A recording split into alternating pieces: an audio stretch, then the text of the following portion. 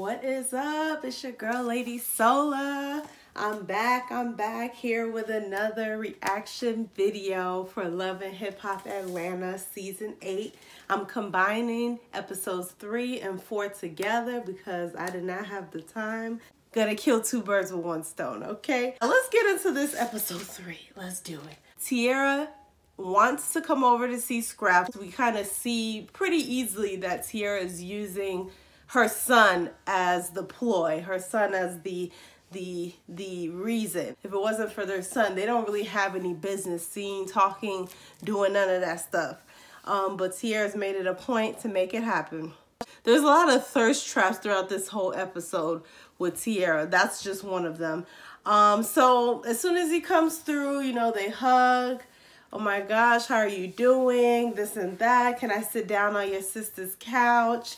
And all this and stuff. And you know, she gets right to it. She's telling him like that I miss you, that oh, you looking good, that oh, you've been working out, like, and all this stuff. And he's like, oh, I'm trying. You know, Scrap is real chill, real down to earth. Like he ain't trying to draw no attention. You know what I mean? Like he's not trying to get into no mess. He's trying to stay away from the mess, right? But here comes Tierra. So she's like, I just want to look at you.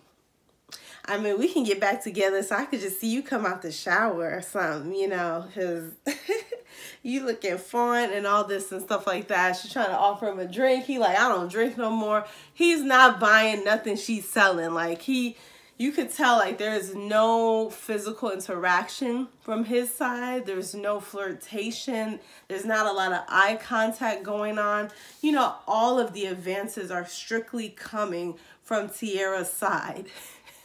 And this girl just ain't catching the hint. She's not catching the hint. Or maybe she just doesn't want to catch the hint. She's okay with looking totally embarrassed on national television. Couldn't be me. Couldn't be me. Tierra mentions that when Scrap was away, she went and got married. She went and had a whole nother baby with somebody and got a divorce. This all happened when Scrap was in prison. And you think that y'all just supposed to get back together, like you guys pick up where you left off. You guys haven't been together for several years. You have how many kids with how many baby fathers? Like he was with Tommy before he went in and you guys couldn't stand each other. Like what makes you think that he's just gonna come running back to you and looking to resume whatever relationship that you guys had in the past? Obviously it was toxic. Obviously it wasn't working.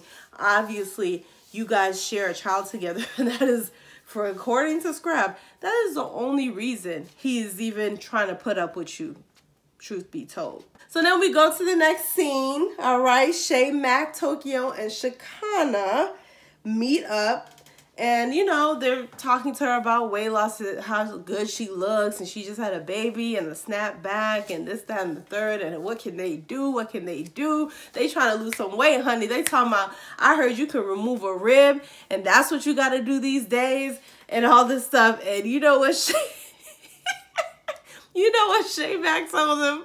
All of you that are looking to lose some weight, whether it's a lot of weight, whether it's 20 pounds, whether it's 60 pounds, you know, you don't have to work out like crazy. You don't have to do high intensity interval trainings and jogging 5 miles and running half marathons and, you know, going on 3-day fast and juice cleanses. You know what you have to do? According to Shay Mac, all you have to do, shh, don't tell anybody I said this. All you have to do is eat your vegetables. Mind is blown. Mind is blown.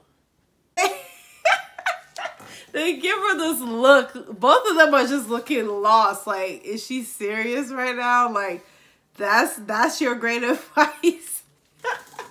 Oh my God, that shit was hilarious. So Moniece pops up on Tokyo and Sierra at a club. And you know, she looks cute. I like the blue lace front she had going on. It really fit her. It looked like her edges were actually laid down. I'm noticing a trend in many of the ladies and many of the scenes. The edges are not really laid down. And you know, they're getting these close-up shots and stuff. But her hair looked cute. You know, she came in all, you know, coy and shy. She's like, oh, I'm in the city. I'm here just trying to get some work done. I have some business happening. I guess she's doing some acting. I don't know what she's doing, but she mentioned producers and how long they need her here for. She's trying to work on new music.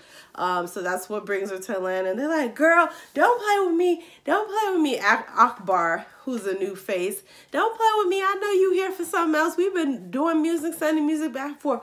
Who are you dating? Who you dating? And she's like, I'd rather not say until I know what is what. And I'm just going to keep it under wraps, you know. But, yeah, it's true. It's true. I'm not buying the relationship is real. I don't know. I feel like that scene that they had when he picked her up and, you know, they were kissing a little bit and snuggling up and all that.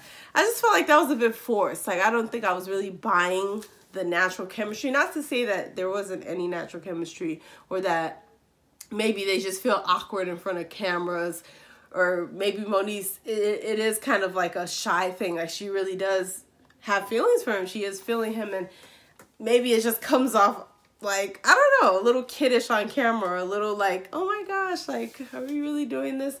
Like, I'm really shy around you. I don't know. Or it can just be that the shit ain't real and they're not acting very well. They're not convincing me. Their acting skills are not up to par. So it could be one or the other. But we'll see. I mean, I don't see it working. I think Moniece is even crazier than Tierra, to be honest with you. She's like the silent assassin type.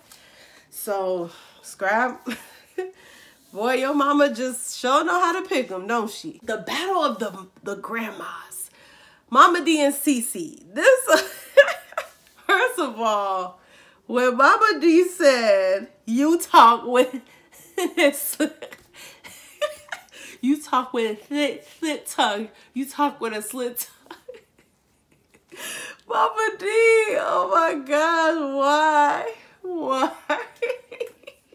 She basically evicted this woman from her house because she was tired of Cece complaining, having opinions on how she takes care of her household, what food she's cooking, how she doesn't care for her son, and she's not motherly enough, and just complaining about everything and being super critical and super annoying for somebody that took you in as a visitor. You know what I mean? Like, you came all the way from LA.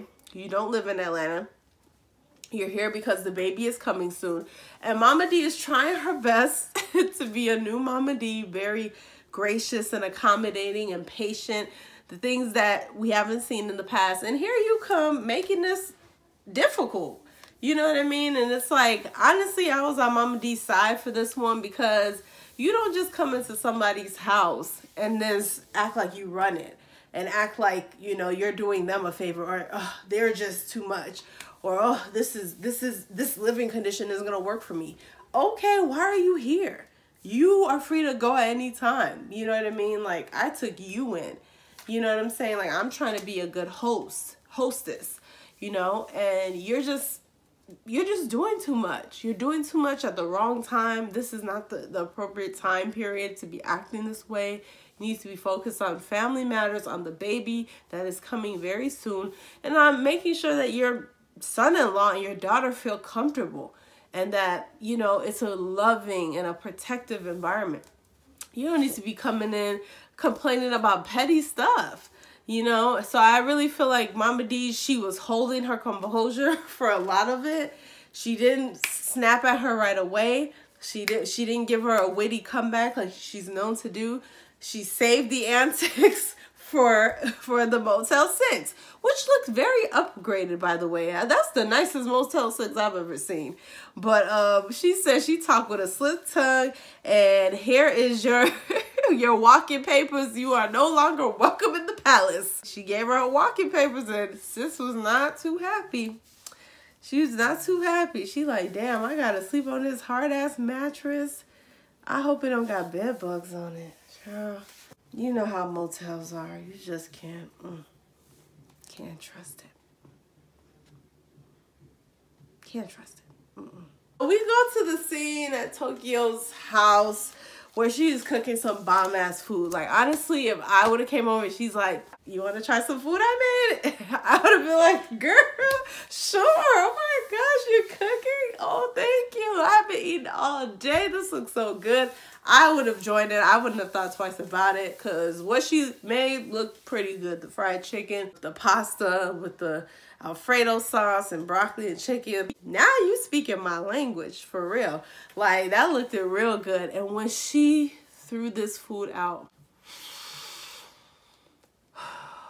I felt a rage bubble inside of me. I felt something was going to come out because I was angry for Tokyo. How dare you? How dare you throw away pots and pans of hot steaming food right in front of my face?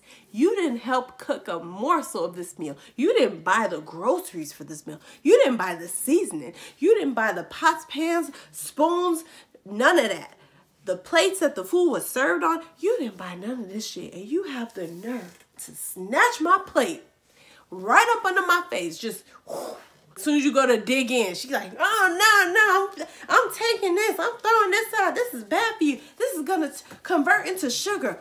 Who cares? Who gives a fuck? Who's thinking about, man, this pasta is going to convert to sugar. Ugh, this is such a turnoff. I don't even want to eat this anymore. I'm just going to throw it away. Because who wants sugar in their body? Oh, whoa. Gross. Are you insane? Like, you don't know how long she took to spend making all that food, and you have the nerve. You didn't even ask. You didn't even ask, like, is it okay if I throw this out? Let's just save it. Let's just pack it away. Or, come on, girl, that portion is too big. Put some back. Eat a less portion. She could at least said something like that, but for you to throw away, you just threw away the whole process.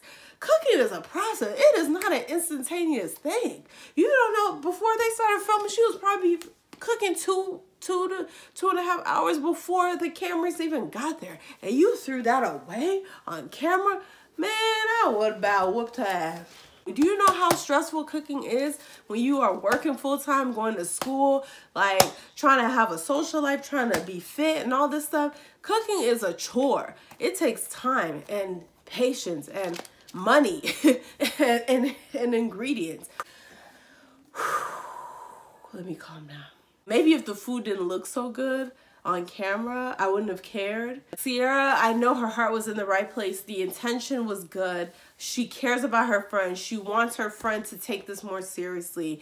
Weight loss is not an easy thing for anyone, especially for someone Tokyo's size. This is a process. This is a journey. This is not a 5-day, 1 week, oh, let me lose this weight, let me fast, let me just burn it off real quick. No, this is gonna take months and of consistent dedication. Even when you don't see the results, even when you don't feel it, you still continue on with the game plan. I know Tokyo, she wants to do it, but it's easier said than done, right? Especially as someone that is at the stage that she's at. I don't know what her goals are, if it's just to lose a little bit, you know, or if she's looking to lose 100 pounds, 20 pounds. I would imagine it's something decent, like a noticeable amount, which would probably be like 100 pounds at least. So Sierra, she has the right ideas, and obviously she has the experience. She's been in a place where she has been obese, and she has had health scares. So I guess that is why her reaction to it was a little bit like, some would say over the top or just kind of like extra, but it's probably because of what she's been through. I don't have an issue with her caring and giving her tough love, giving her the honest truth. and not lying to her. I respect Ciara for that because she is being a good friend. However, the approach that she took, she could have taken so many different approaches. And she also needs to recognize that, you know, you can want to help someone, and that is a good thing, but that person needs to want to help themselves as well. And I don't know if Tokyo is really there yet. I know she's talking about it, like, casually, like, it won't hurt my image if I drop a little something, you know. And I know she's kind of, like, throwing it in there, hinting at it, like, oh, let's get some kind of interest in doing this. But for you to really, like, lose weight, you really have to be a little bit more serious than that to really do it, not just talk about it. There's talking about it and having that intent, and there's actually following through and doing it. Those are it's two different phases. You need both phases to make it happen. You know what I'm saying? Because in order for you to go out and do it, your mind has to have been telling you, I need to do this, I need to do this. I gotta go work out. I gotta not eat that. I can't eat this late. I'm not going to eat that. I'm going to eat this. I'm not going to eat that much. I'm only going to snack a little bit. I'm going to eat a lot of fruits. I'm going to keep drinking water. Like, you have to, your mind has to constantly tell you to do these things. But you also have to follow through on the thought and have action behind it, which would be the working out. So I don't think Tokyo is there yet. I think she's halfway there. You know, phase 1 is down pat. She has a desire. She's spoken about it. She's interested in it. She would like to get to do it.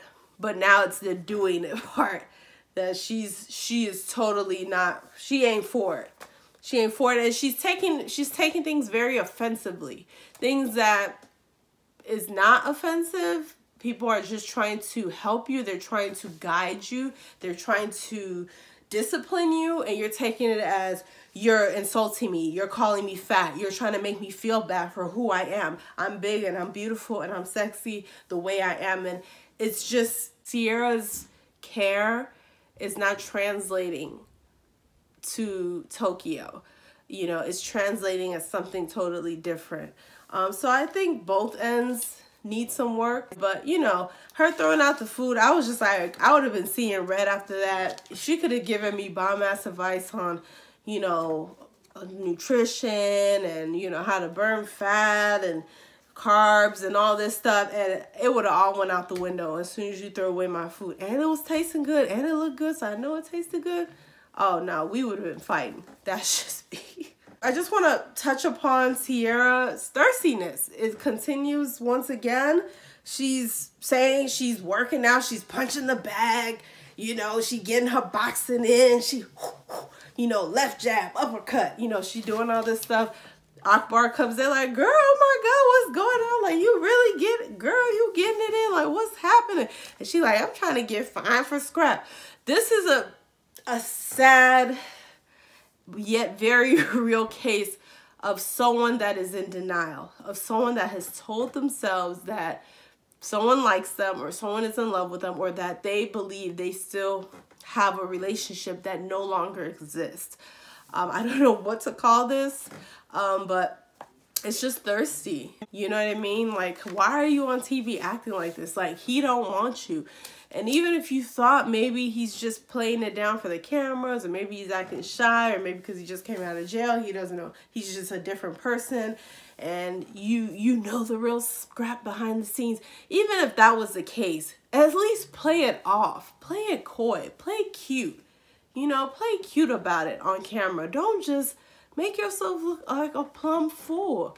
Like, she really looks foolish out here. Like, how many men are out there in the world and you are gassing up Scrap like he's GQ man of the year? And it's like, I mean, he's decent, you know what I mean? Like, and his personality, I really do like his personality, you know? He's really, like, down to earth. But it's like, girl, it's like, oh my gosh, it was just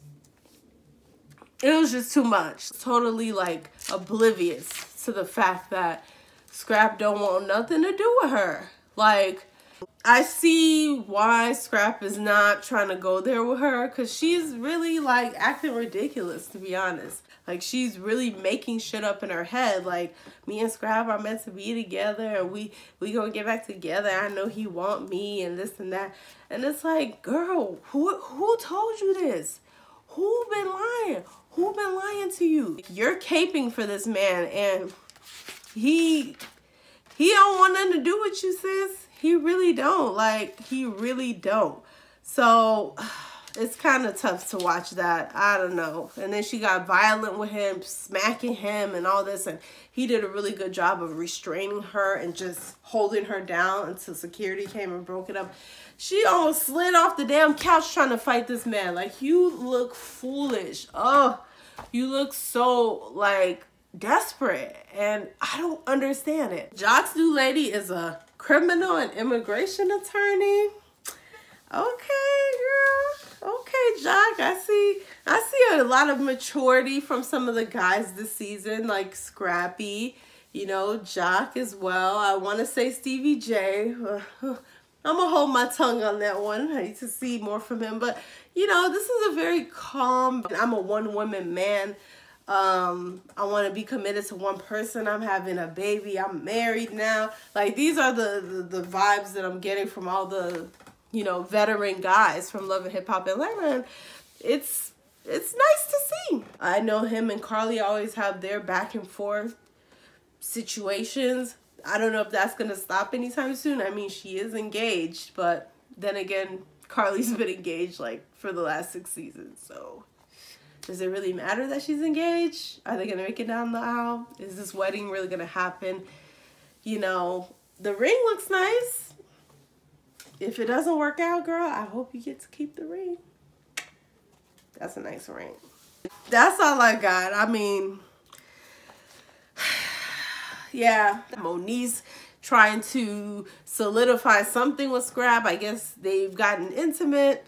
So we'll see how long this fake relationship carries on. If it makes it through the end of the season, I will be curious to see how long they can keep this up for and what kind of shenanigans Tierra has up her sleeve, because I'm sure she got a lot up her sleeve. Karlie Redd looking to possibly do the IVF treatment, so that's a big storyline for her. I hope everything works out for her. Karlie Redd is a vet in this game.